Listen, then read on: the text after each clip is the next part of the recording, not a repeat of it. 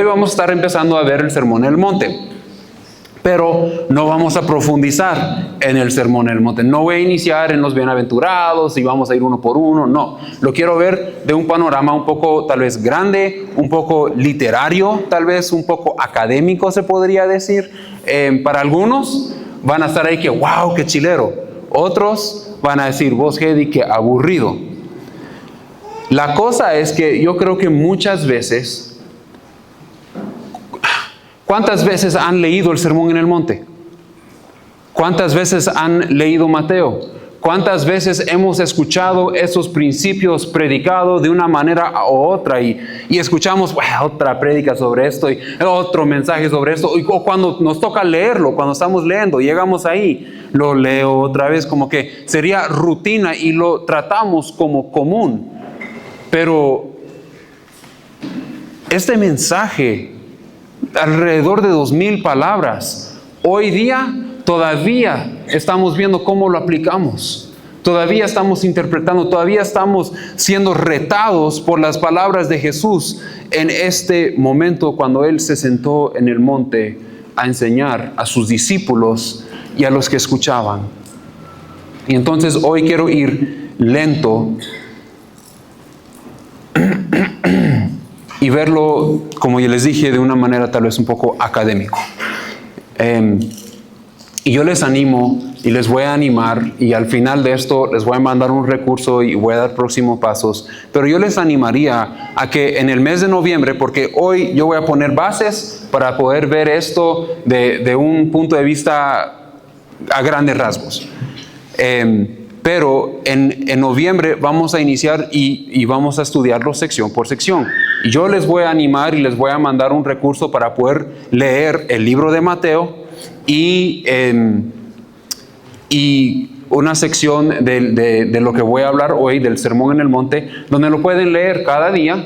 Pueden anotar ustedes, lo pueden estudiar ustedes. Les voy a dar unas preguntas claves para hacer y para ir contestando mientras van estudiando, y así juntos podemos leer Mateo, podemos leer, porque es importante leer esto dentro de su contexto.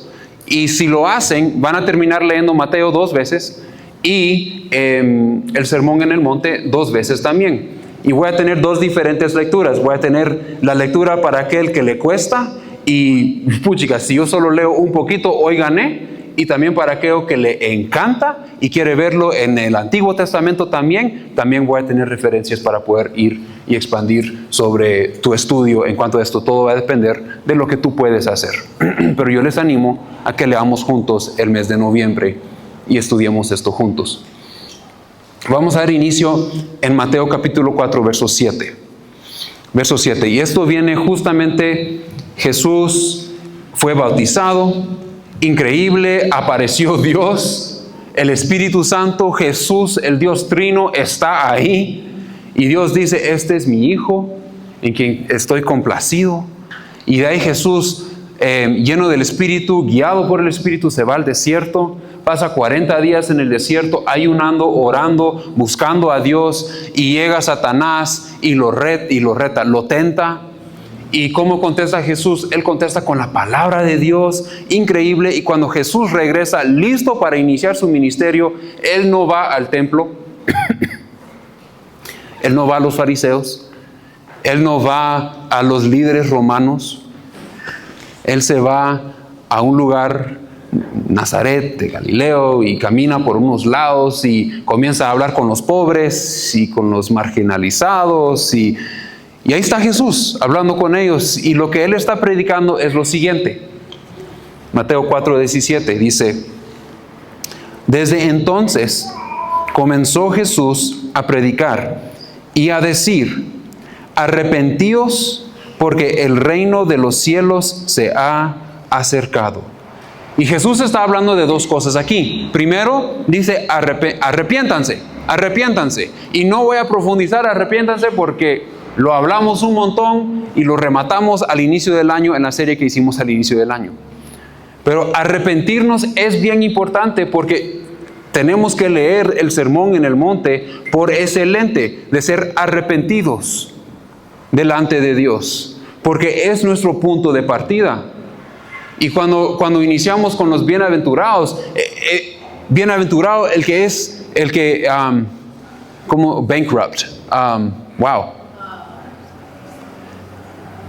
No importa. El que está en total necesidad de Dios. Vamos a profundizar en todo eso aquí en unas semanas, pero inicia con eso. Bienaventurado el que reconoce su necesidad de Dios.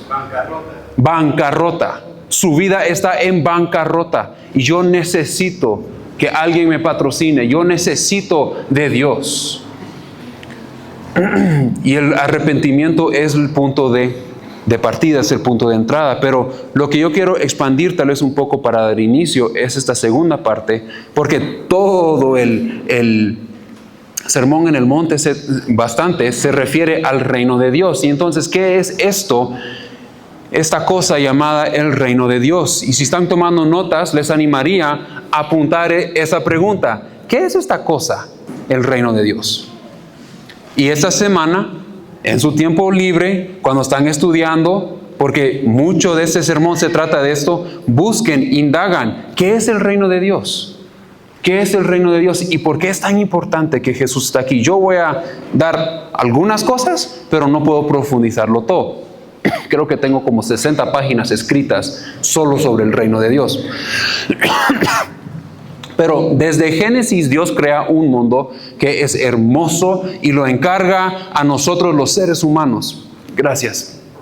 Disculpen ustedes, esta tos no se me ha quitado en meses.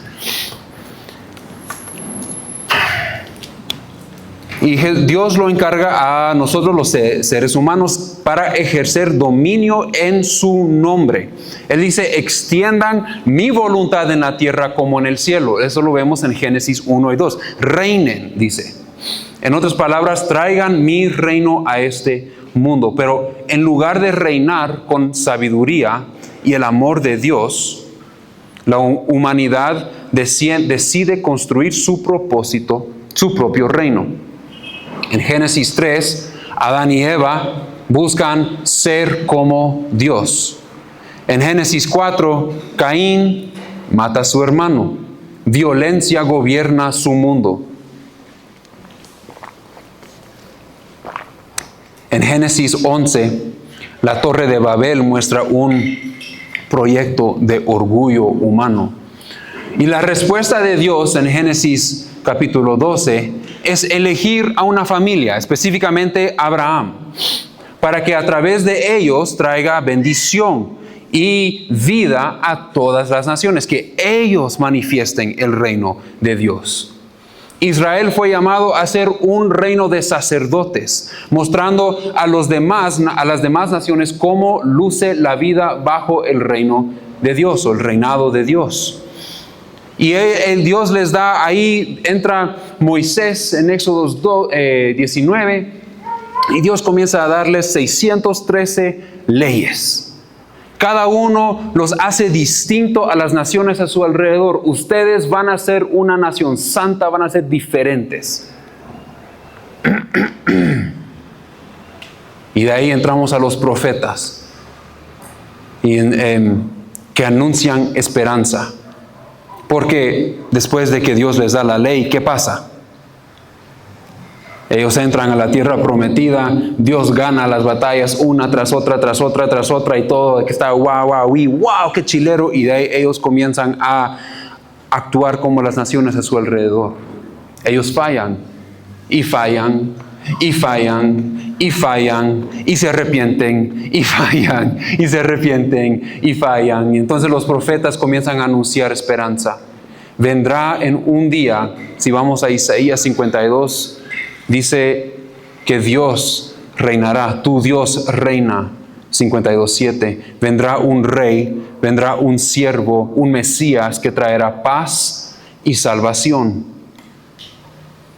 Del punto de Moisés a Jesús en el sermón en el monte, pasan unos 1500 años más o menos, donde ellos están y desde Abraham han estado esperando que venga el reino de Dios, que venga su reino. Y llega aquí el sermón en el monte, y es increíble porque Jesús y Moisés se podrían ver como Moisés fue una sombra de Jesús, porque Jesús fue perseguido por un rey, Moisés fue perseguido por un rey. Jesús tuvo que huir a Egipto, Moisés tuvo que huir de Egipto. Jesús fue y vino para salvar y rescatarnos. Moisés regresó a Egipto para rescatar. Y de ahí lo saca de Egipto y él va al monte Sinaí, caen en estruendos Dios y viene la ley que Dios va a impartir, empezando con los 10 mandamientos, y Moisés está sobre un monte haciendo ¿qué? Enseñando al pueblo de Dios. Y aquí está Jesús 1500 años después y él se sienta tomando la postura de un rabí, de un maestro, y comienza a enseñar otra vez acerca de la ley de Dios, y eso lo vamos a ver en un segundo. Pero los judíos en este entonces, que están esperando el reino, lo están esperando de diferentes maneras. Tenemos los fariseos, los famosos fariseos, decían que el reino no vendría hasta que el pueblo fuera suficientemente puro y justo. Tenemos que hacer más, tenemos que esforzarnos más, tenemos que ser más justos, más leyes. Y agregaron un sinfín de leyes a las 613 leyes de Dios. Como que 613 no eran suficientes. Tenemos los saduceos que buscan negociar con Roma para mantener el poder del templo. Tenemos los celotes que planeaban rebelión contra Roma. Y después tenemos los esenios. Cada uno de ellos contestando de una manera diferente, ¿verdad? Los esenios se retiraron al desierto y estaban esperando que Dios empezara el nuevo Jerusalén, el nuevo reino por medio de ellos. Y mientras tanto, la mayoría del pueblo vivía oprimido, empobrecido, cargado de impuestos, cargado de leyes, y sintiéndose lejos de la promesa de Dios. Y entonces aparece Jesús. Y no empieza su ministerio, como ya dije, ni en el templo, ni el Senado romano, sino entre la gente común, caminando con los pobres, sanando a los enfermos.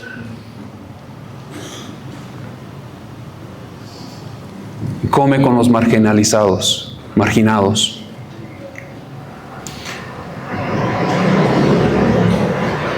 Y a los que ya habían perdido su esperanza, Jesús les anuncia: el reino está cerca. Tu Dios va a reinar. Está haciendo eco de las profecías que ellos han escuchado, de las promesas que ellos han escuchado toda su vida. Y cuando la multitud lo sigue, Él se sienta en el monte y comienza a enseñar el sermón en el monte. Hay algunos que lo han llamado la constitución del reino de Dios, que prácticamente nos viene a enseñar 3 cosas. ¿Cómo es el reino de Dios? ¿Quiénes van a habitar en el reino de Dios? ¿Y cómo se vive en el reino de Dios? Y de todo lo que podía decir, primero empieza con esas famosas palabras: bienaventurado, que los llevaría en sus mentes, el lenguaje que él comienza a usar aquí, los llevaría a los salmos y a los proverbios. Ellos se recordarían de las promesas que encontramos ahí, las profecías que se encuentran ahí. Y él dice: bienaventurados los pobres en espíritu, porque de ellos es el reino de los cielos. Bienaventurados los que están en bancarrota, los que miran su necesidad de Dios.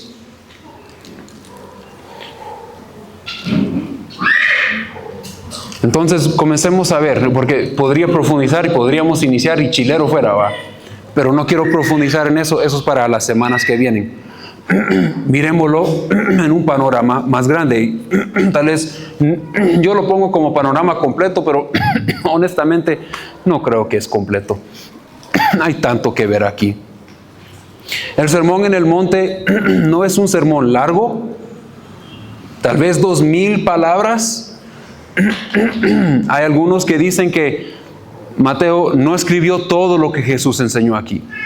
Hay algunos que dicen que Es probable que sí, pero honestamente, estas 2000 palabras son más que suficiente.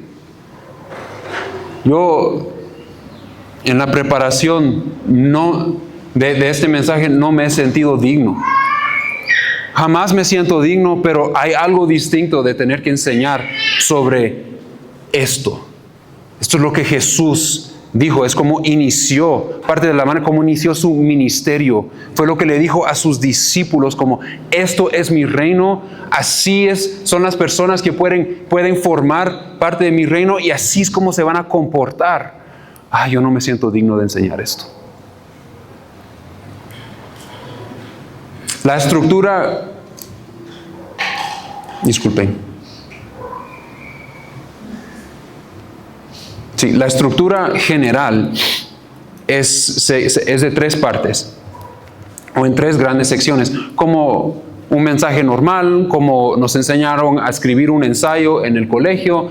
Tiene su introducción, el cuerpo central y la conclusión. Eso es, en general, cómo se hacen las cosas. Siempre ha sido así, sigue siendo así. Y es hasta de una manera como enseñamos en la Academia de Liderazgo. Es esto, cómo enseñar. Aquí está, Jesús fue el que nos enseñó cómo hacerlo.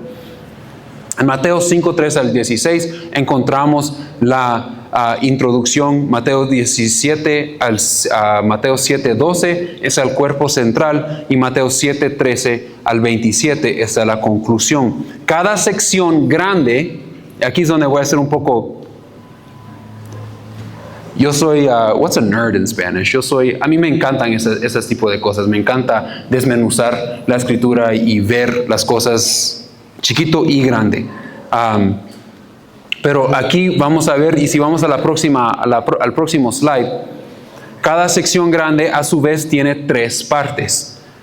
Y la parte del medio, el cuerpo en general, tiene un subcentro también dividido en 3 partes. Mateo quiere que nosotros entendamos que hay un diseño intencional aquí. Jesús no está improvisando este mensaje, está enseñando lo que se ha llamado, no por mí, pero por otros teólogos, la constitución del reino. Entonces vamos a iniciar con la introducción. La introducción que está Mateo 5, del 3 al 13. Y eso está compuesto de 3 partes y está haciendo una pregunta clave. La pregunta aquí que está contestando hasta cierto punto Jesús es: ¿qué tipo de personas pertenecen al reino de los cielos y cuál es su propósito en el mundo? ¿Qué tipo de personas o qué clase de personas pertenecen al reino de los cielos, al reino de Dios, y cuál es el propósito de ellos en el mundo? En Mateo 5, del 3 al 12, tenemos los famosos bienaventurados, o bienaventuranzas. Jesús describe la buena vida del reino, pero es una vida que suena contraintuitiva, porque los pobres en espíritu, los que lloran, los mansos, los que tienen hambre de justicia, los misericordiosos, los perseguidos, ellos van a conformar parte del reino, no los ricos, los poderosos, lo que nosotros diríamos, los atléticos, los inteligentes, los más pilas. Eso es lo que diríamos nosotros, los que más se esfuerzan. Jesús no inició así. Él dice que los que lloran, los mansos, los que reconocen su necesidad de Él. Y en 5:13 Él cambia, porque ahí dice: estos son los que van a constituir mi reino. Y de ahí dice: esto es lo que van a hacer. Pero también dice otra cosa, porque en 5:13 dice que vamos a ser sal de la tierra. Y algo interesante aquí es que la sal en las escrituras hebreas simboliza el pacto duradero de Dios.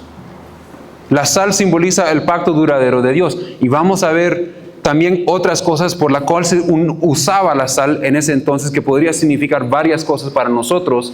Pero quiero hoy enfocándonos en el reino de Dios. Aquí simboliza el pacto duradero de Dios con Israel. Jesús les está diciendo, yo soy la culminación de la ley y los profetas, y ustedes son la continuación de ese pacto que van a traer bendición a las naciones.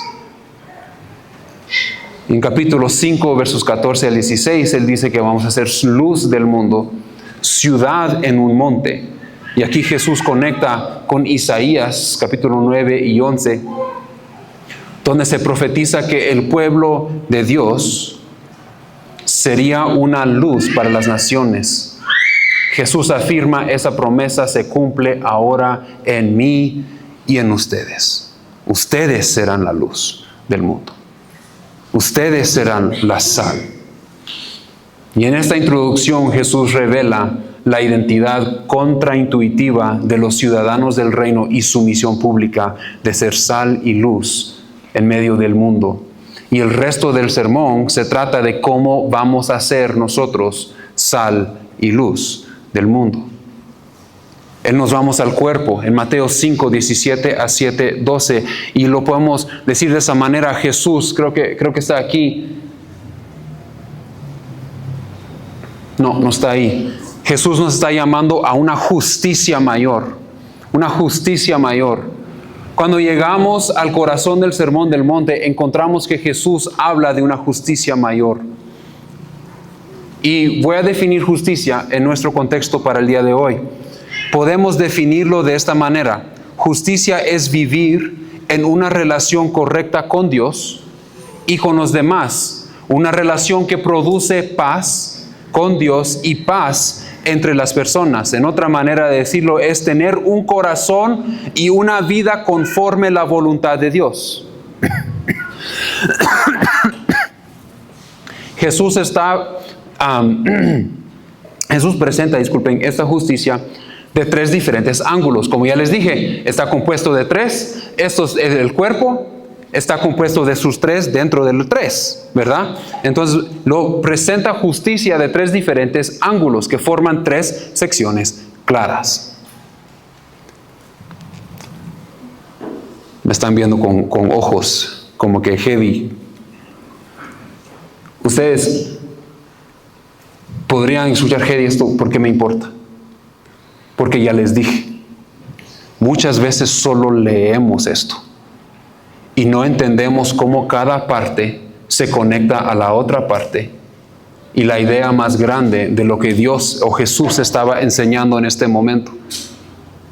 Nos gusta solo sacar una frase de lo que Jesús dijo porque nos hace sentir bien o porque cabe en el momento. Pero no vemos cómo toca todo el resto del sermón. Y es importante, mientras van leyendo ustedes en el mes de noviembre, leen este sermón y lo están estudiando, que entiendan el panorama grande de lo que Dios o Jesús estaba enseñando. Y no solo lo vean como la frase, como lo han leído un montón de veces, me quedo en la frase que más me gustó esta vez otra vez que lo estoy estudiando. Yo quiero que lo veamos con ojos nuevos. Y aquí están los tres ángulos distintos. Él inicia en Mateo 5, 17 al 48, hablando de la Torá y los profetas. De ahí, iniciando en capítulo 6, 1 al 21, las prácticas religiosas. Y termina con 6, 19 a 7, 12, las relaciones con Dios y con otros. Miremos cada una de esas secciones. Si tienen sus Biblias, me pueden seguir, lo pueden ver. Yo solo no lo estoy leyendo porque al leerlo estamos aquí hasta las 10, 11 de la noche. Aquí Jesús habla directamente en Mateo 5, 17 al 48.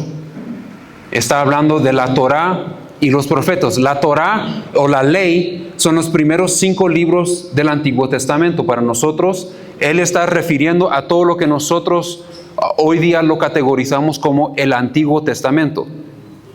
Los 5 primeros libros de Génesis a Deuteronomio y de ahí todo lo que viene hasta llegar a Mateo. Y Jesús explica aquí en 3 partes.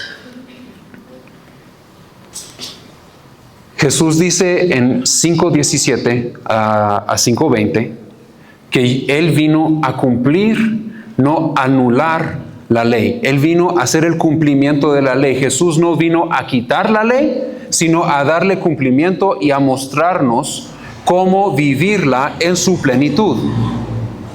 Y mientras leen este pasaje en casa, yo quiero que noten cómo Jesús habla al corazón de las personas. Él no está hablando de la religión, no está hablando de lo que hacemos en el exterior, aunque sí hace referencia a esas cosas, pero Él está hablando al corazón de la situación. Que Él quiere la ley, como dice en Ezequiel, creo que es Ezequiel, escrita en nuestros corazones. Lo quiere adentro de nosotros. Entonces Él inicia diciendo que no estoy quitando la ley, yo vengo a cumplir la ley. En 5:21 al 47 nos da 6 casos de estudio. Jesús da ejemplos concretos de ira y eleva el estándar de justicia en la ira. Y habla sobre la lujuria y eleva el estándar de lujuria, y el divorcio y eleva el estándar del divorcio. Y el divorcio en ese entonces lo estaban debatiendo un montón, muy similar a hoy día. Y habla sobre qué otra cosa. Habla sobre me perdí. Sí, la venganza, decir la verdad y amar a los enemigos. Y él da 6 casos donde en cada uno ustedes han escuchado que, pero yo les digo, y eleva el estándar. En cada uno nos muestra que el reino no se trata de reglas externas, sino de una condición de un corazón transformado. Y de ahí termina toda esa sección hablando de la ley, de la Torá y los profetas, en 5:48. Y en 5:48 Él dice, sed pues vosotros perfectos, como vuestro Padre que está en los cielos es perfecto. Imagínense siendo la persona que están escuchando a Jesús en este momento. Y Él acaba de derribar lo que le están enseñando hasta cierto punto en las sinagogas y decir, es más que eso.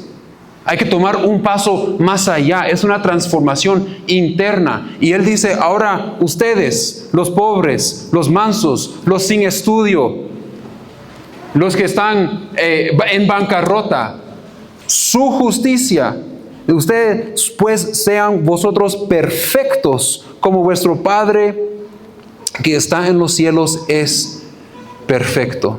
Y la palabra que Él usa ahí es teleios. ¿Qué significa ser completo? Perfecto, en esta significa completo, maduro, pleno. El propósito de la Torá no era solo dar reglas, y el propósito de lo que Él está enseñando no es solo dar reglas, porque si leemos y ustedes estudian esto y lo ponen en el contexto de reglas, lo van a leer todo mal. Él está hablando de ser transformados y ser personas sabias en Dios, con la sabiduría de Dios, maduros en Dios, personas que reflejan el carácter de Dios y difunden su bendición en el mundo. En otras palabras, está diciendo vivir de esta manera es cumplir con la ley y los profetas. Una justicia mayor. En Mateo 6:1 al 21, las prácticas religiosas, y aquí otra vez lo divide en 3 partes Jesús. Conecta su justicia con las prácticas de devoción, y en 6:1 Él inicia con recompensa. ¿Y quién no quiere ser recompensado? Pero Él inicia con recompensa y dice, la justicia, cuando es auténtica, tiene recompensa. Pero Jesús nos advierte, cuidado con practicar tu justicia delante de las personas, para la aprobación de otros. No se trata de que la gente nos aplauda. Ay, mira qué bueno es Walter, cada domingo mueve el podio. ¡Wow! Ay, miren qué bonito es Nora, cómo canta y cómo nos guía. Y Stephanie, ¡wow! wow, ese Evan, ¿cómo sirve? Cada domingo está ahí arriba, aunque no lo vemos. No. Jesús dice, cuidado con practicar estas justicias delante de otros para el elogio de otros. No se trata de que la gente nos aplauda, sino que Dios reciba la gloria. Otra vez vemos el corazón. Jesús está hablando sobre el motivo de nuestro corazón. ¿Cuál es tu motivo? ¿Cuál es mi motivo? Porque cuando van leyendo esto, van a leer al inicio del 5, donde habla de ser sal y luz. Jesús dice, vivan de tal manera que el mundo los miren y que den gloria a Dios. Y después aquí dice, vivan de tal manera que nadie los mire. Uno podría decir, pero espérate, no da sentido. ¿Por qué dijo eso y después ahora está diciendo esto? Porque Él está hablando de motivo. ¿Cuál es el motivo de tu corazón? Ser sal y luz, el motivo es traer o cumplir con el pacto de Dios y traer las bendiciones de Dios al mundo, de tal manera que el mundo dice, wow, yo veo Dios en ti, cuéntame sobre Él. Pero aquí Él está diciendo, cuidadito de vivir de tal manera que tú quieres que la gente diga, wow, qué increíble vives tú, qué bondadoso eres tú, qué gran siervo eres tú, qué humilde eres tú, sin darle gloria a Dios. Y de ahí Él va a 6:2 al 18 y habla sobre una devoción verdadera. Jesús da 3 ejemplos de prácticas comunes. Habla sobre la generosidad, la oración y el ayuno. Y cada uno puede ser corrompida por motivos egoístas o puede vivirse con un corazón sincero delante del Padre, y como nos insta a hacerlo en secreto. Y Dios, quien ve lo que haces en secreto, te recompensará, dice Jesús. En 6:19 al 21 habla sobre la riqueza verdadera. Jesús eleva la mirada de las personas quienes están escuchando y dice, no acumulen tesoros en la tierra, acumulen tesoro en el cielo. El verdadero premio no es lo material, sino una relación correcta con Dios y el Dios que es eterno.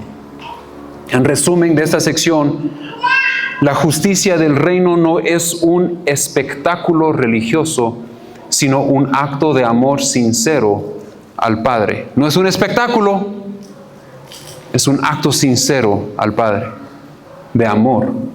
Y de ahí entramos a Mateo 6, del 6:19 a 7:12, que habla de las relaciones correctas. Primero, Jesús habló sobre el cumplimiento de la ley y los profetas. De ahí habló sobre los motivos de nuestro corazón y ahora habla sobre nuestras relaciones. Y es interesante aquí porque Jesús inicia hablando de nuestras relaciones y no habla de las personas. Él inicia hablando sobre nuestra relación con nuestras cosas y el dinero. Nuestra relación entre Dios y el dinero. Jesús, es interesante. Yo creo que Él sabía que el dinero, las posesiones, suelen ser uno de los mayores obstáculos en nuestro corazón entre nosotros y Dios, y nosotros y el mundo y las personas. Porque nos vienen a dar o producen o demandan, se podría decir, demandan lealtad de parte de nosotros y producen ansiedad en nosotros. Y Jesús de aquí da 3 ejemplos. Habla sobre tener tesoro en el cielo en vez de tener tesoro en la tierra. Habla de tener ojos sanos y generosos en vez de ojos malignos y tacaños. Y habla de tener dos amos, Dios o las riquezas, pero no puede servir a ambos. Y Él termina diciendo o instando, pero miren, no se preocupen de nada. Busquen primero el reino de Dios y Él agregará todas estas cosas. Jesús nos invita a confiar en nuestro Padre Celestial en lugar de vivir atrapados por lo material. Y de ahí nos vamos a 7:1 al 11. Y ahí sí, Él comienza a hablar sobre nuestra relación con Dios y el prójimo. Jesús habla contra el juicio hipócrita y nos llama a la sabiduría y da dos diferentes parábolas para ilustrar esto. Da la viga y la paja. Todos hemos dicho eso y lo hemos usado a nuestro favor. ¿Vos quién te crees juzgándome? ¿Acaso no miras lo que son tus problemas en tu vida, pues? Así sí nos gusta, pero Jesús no dice eso. Bueno, sí dice eso, pero está diciendo que tú primero examínate. Examina tu corazón. ¿Tú cómo estás? ¿Tú cómo estás viviendo? Antes de juzgar, no está diciendo que no vayamos a ir a luchar por la paz, que eso está al inicio, en los bienaventurados. Pero está diciendo que cuidado, tu motivo, que tu corazón no sea solo para juzgar y que todos digan, hey, mira mi justicia. Y la segunda parábola habla de no dar lo santo a los perros ni perlas a los cerdos, de ejercitar discernimiento al tratar de traer paz como Jesús trae paz. Yo creo que porque las amistades tienden a ser un poco complicadas y a veces difíciles, Jesús después nos anima: pidan, toquen, busquen, llamen, y el Padre dará lo bueno, les dará sabiduría, les ayudará si lo piden. ¿Cuántos de aquí necesitamos ayuda de Dios en nuestras relaciones con las personas, solo nuestra familia? Él dice, pidan. Yo sé que es complicado. Yo sé que suele ser difícil.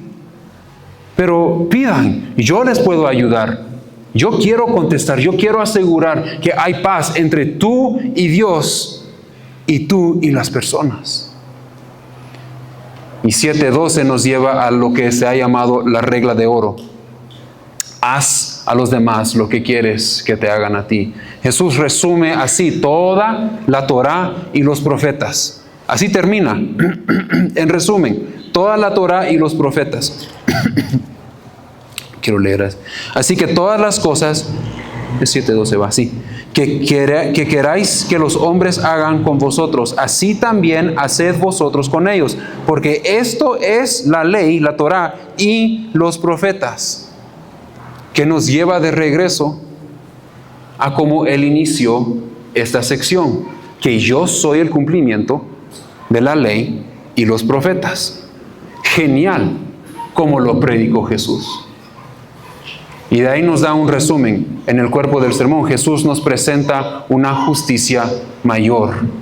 Una justicia que cumple la ley y los profetas en el corazón.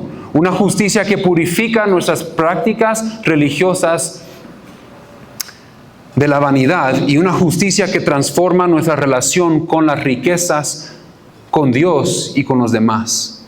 Y en cada caso Jesús no nos pide más reglas externas, sino un corazón rendido a Dios y lleno de sabiduría, amor y poder. Y de ahí Él viene y concluye. Como una buena predicación, concluye poniendo delante de ellos una decisión. Otra vez es eco de Moisés. Pongo delante de ustedes hoy una decisión, vida o muerte. Y Jesús comienza primero en 7:13 al 14 y habla sobre dos puertas. Entran por la puerta estrecha, dice Jesús. Entren por la puerta estrecha. Una puerta es ancha. Una de esas puertas es fácil, es popular, pero lleva a la destrucción. Él está diciendo, si quieres tomar ese rumbo, ahí está. Pero la otra es estrecha, es difícil, menos transitada. Pero eso nos lleva a la vida. Aquí Jesús nos recuerda que seguirlo no será el camino más popular, no será lo más fácil, pero sí el camino que nos llevará a la verdad y a la vida. El reino no se impone con violencia ni con poder humano, se recibe por fe, humildad y obediencia. Y Él está diciendo, regresemos a los bienaventurados, bienaventurados los que son perseguidos por mi nombre. Esto no va a ser fácil. Este camino es estrecha, es difícil, pero si lo eliges, va a haber vida. Tal vez en esta vida, pero por cierto en la eternidad. 2, es la segunda cosa que Jesús habla aquí en 7:15 al 23, son 2 árboles. 2 árboles. No específicamente dice 2 árboles, pero si lo leemos, miramos 2 árboles. Que es interesante porque en Génesis 1 y 2 hay 2 árboles. Conocimiento del bien y del mal y el árbol de la vida. Y Jesús habla de falsos profetas, de líderes que se presentan como piadosos, pero en realidad son lobos disfrazados de ovejas. Y la pregunta que hacemos aquí es, ¿cómo vamos a saber cuál es cuál? Y Él dice, por su fruto, por su fruto. Revisen el fruto en el árbol. Y Jesús hace una advertencia en este punto que es muy serio. Él dice, no todo el que me dice Señor, Señor entrará en el reino de los cielos, sino el que hace la voluntad de mi Padre. Él está preparando lo que va a decir después. No se trata de palabras vacías ni de apariencia externa, sino de una vida transformada que refleja la voluntad de Dios. Aquí Jesús está diciendo, no basta con profesar fe. Necesitamos practicar la fe. No basta con cantar, Señor, Señor. Necesitamos vivir como discípulos del Rey, ciudadanos del reino. Y Él termina esta sección hablando de 2 casas. Entonces habla de 2 puertas, 2 caminos o 2 árboles, habla del fruto y 2 casas. Y finalmente Jesús nos da la imagen más conocida y tal vez más poderosa. 2 hombres construyen una casa. A primera vista parecen iguales las casas, pero la diferencia se revela cuando vienen las lluvias, los ríos, los vientos, la vida. Una casa está construida sobre arena, la otra está construida sobre la roca. La diferencia no está en escuchar la palabra de Jesús, porque ambos lo escuchan. La diferencia está en obedecer las palabras de Jesús. La diferencia no está en cuántas veces has leído las Escrituras o en cuántas prédicas has escuchado. Está en cuánto de la Escritura estás aplicando hoy a tu vida. El que oye y obedece edifica sobre roca, y el que oye y no obedece edifica sobre arena. En otras palabras, Jesús está diciendo, hoy tienen una decisión. Ese sermón que yo les he dado no solo es para que digan, wow, porque es lo que terminan diciendo. Enseña, dice en verso 28, 7:28, cuando terminó Jesús de dar las palabras, la gente se admiraban de su doctrina. Verso 29, porque les enseñaba como quien tenía autoridad y no como los escribas. ¡Wow! ¡Qué increíble enseña este hombre llamado Jesús! ¡Puchica! Y nos vamos como que sin nada. ¿Cuántas veces hemos hecho eso con la Escritura? Lo leemos y ¡wow! Eso, mano, el que hace eso, su vida va a ser genial. El esposo que actúa de esta manera como está, ¡wow! Él sí, increíble. La esposa que hace Proverbios 31, esa mujer sí lo tiene. Y nos vamos y ni lo pensamos y hacemos lo opuesto. Increíble. Nos quedamos admirados con buenos predicadores, admirados con la Escritura. Y nos vamos de podcast en podcast, de YouTube a YouTube, de video en video, y puedo decir todo lo que los otros pastores dicen, menos vivirlo en mi vida. Y Jesús dice, Tú tienes una opción. De nada te sirve otra gran prédica. De nada te sirve leer otra vez o escuchar otra vez las Escrituras si no lo vas a aplicar.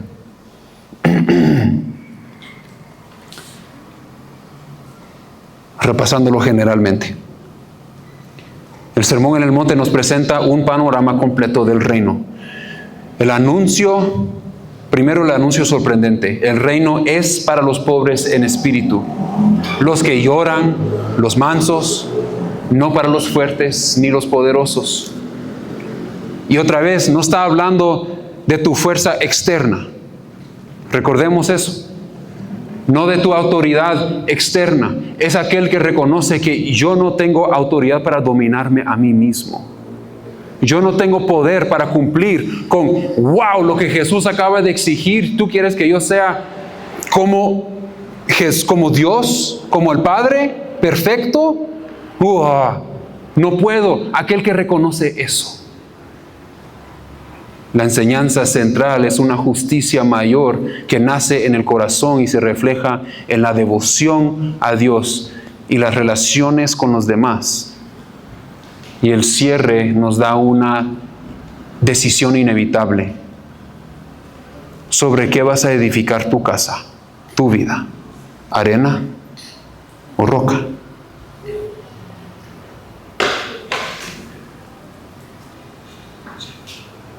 Ahí es a donde llegué en mis notas para el día de hoy. Aquí en 2 semanas vamos a recoger y vamos a ir sección por sección. Yo les animo, lean. Y aquí están sus próximos pasos.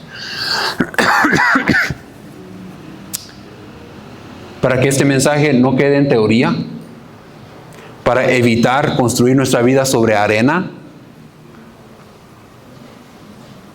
yo les animo a que comencemos a practicar. Y hay dos personas acá. Están los que pueden leer y los que van a indagar, los que tienen Biblia y los que tal vez no pueden leer, no tienen Biblia. Está bien. Si necesitas ayuda en descargar y encontrar en dónde puedo escuchar Mateo por mí mismo, con gusto, Nora o mi persona. No tienes que hacerlo a voz alta. No puedes leer o se te dificulta entender cuando estás leyendo. Mira, ven y habla conmigo, habla con Nora. Con gusto te ayudamos. Y no le vamos a decir a nadie. Entiendo esa parte. Si te gusta leer, tienes Biblia, tienes teléfono, tienes redes, entonces no tienes excusa. Lee, lee y lee. Y esto va a ser mi reto. Lean 1 a 2 capítulos de Mateo cada día y lean una porción del Sermón en el Monte cada día.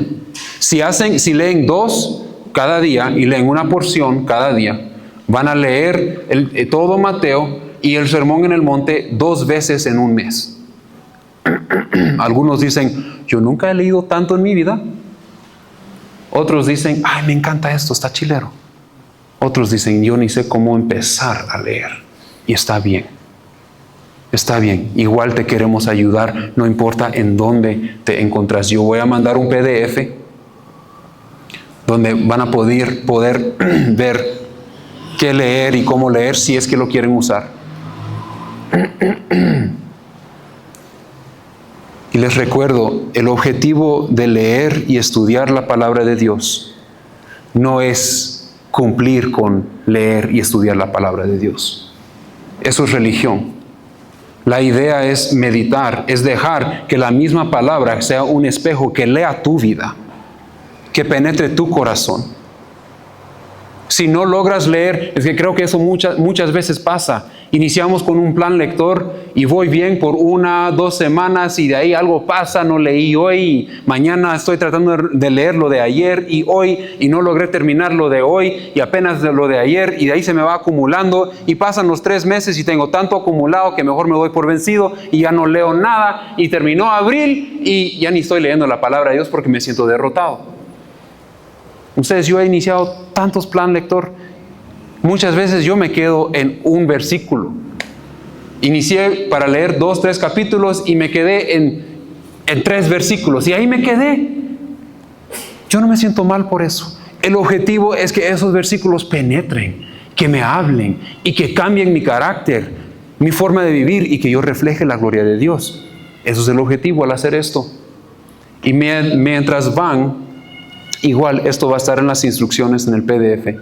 Hay 3 preguntas que nos podemos hacer. Hay un montón de preguntas que nos podemos hacer, pero estamos estudiando esto específicamente de este punto de vista. Hay 3 preguntas. ¿Qué me revela eso sobre el reino de Dios? ¿Qué me enseña sobre el reino o el rey al que sigo? ¿Y qué me muestra sobre el tipo de ciudadano que debo ser en su reino? ¿Qué me revela esto sobre el reino de Dios? ¿Qué me enseña sobre el rey al que sigo? ¿Y qué me muestra sobre el tipo de ciudadano que debo ser? Que esto no solo se queda, este estudio en noviembre, que nos venga a retar. Mi oración es que nos venga a retar como iglesia, que nos incomoda, que nos mueva la silla un poco, que nos llame a una justicia más alta. Y que nosotros no dejemos que esto solo se quede acá, pero que seamos sal, que seamos luz, que seamos esa ciudad que trae gloria a Dios. ¿Me dejan orar? Señor, te damos gracias por tu palabra. Jesús, te damos gracias que tú veniste y nos enseñaste, cumpliste con la ley y los profetas. Y de ahí tú nos diste la habilidad de poder seguir eso aquí en el reino, en la tierra, trayendo tu reino.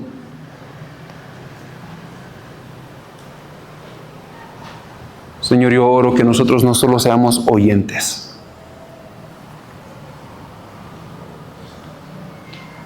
Yo oro que las Escrituras no sean aburridas a nosotros, pero que sean vivas.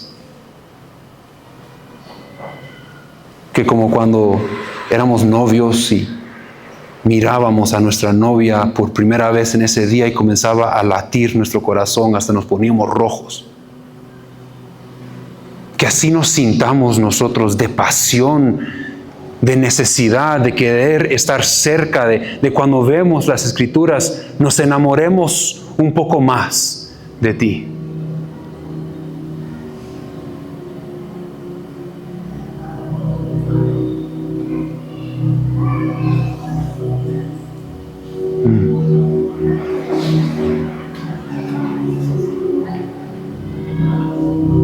Señor, yo pido que las personas quienes van a tomar el tiempo para abrir las Escrituras y estudiarlos, hay tesoros ahí que tú nos quieres revelar, hay profundidades de Dios que tú nos quieres revelar. Señor, yo pido que tú bendices la fidelidad y la disciplina de aquellos que con corazón humilde se acercan a la palabra y dicen: ¿qué tienes para mí hoy, Dios? ¿Cómo quieres que yo muera hoy, Dios, y que tú vivas más? Y que tú respondas.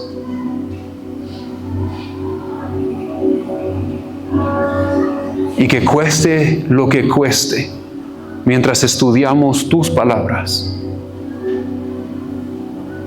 digamos sí a la cruz, no a nuestra carne.